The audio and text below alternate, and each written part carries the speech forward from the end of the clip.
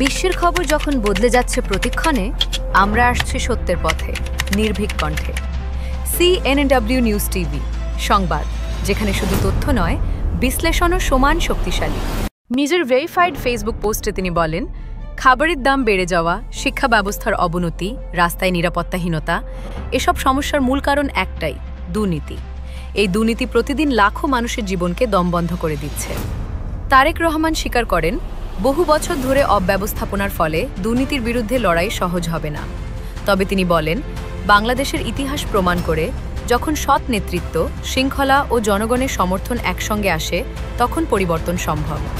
তিনি দাবি করেন, রাষ্ট্রপতি জিয়াউর রহমানের সময় প্রশাসনের শৃঙ্খলা এবং বেগম খালেদা জিয়ার আমলে সরকারি ব্যবস্থার আধুনিকায়ন দুর্নীতি নিয়ন্ত্রণে গুরুত্বপূর্ণ ভূমিকা রেখেছিল।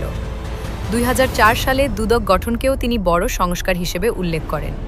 তারেক রহমান বলেন, টিআইবির জরিপেও দেখা গেছে 2002 থেকে 2005 সালের মধ্যে দুর্নীতির পরিস্থিতির উন্নতি হয়েছিল।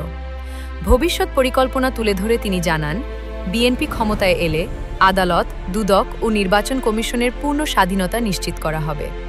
সরকারি ক্রয়ের স্বচ্ছতা এবং ই-গভর্নেন্স চালু করা হবে। দ্রুত বিচার, পেশাদার পুলিশিং ও ডিজিটাল সেবা বাড়ানো হবে। এছাড়া হুইসল ব্লোয়ার সুরক্ষা ও স্কুল পর্যায় থেকে নৈতিক শিক্ষা চালুর কথাও বলেন তিনি।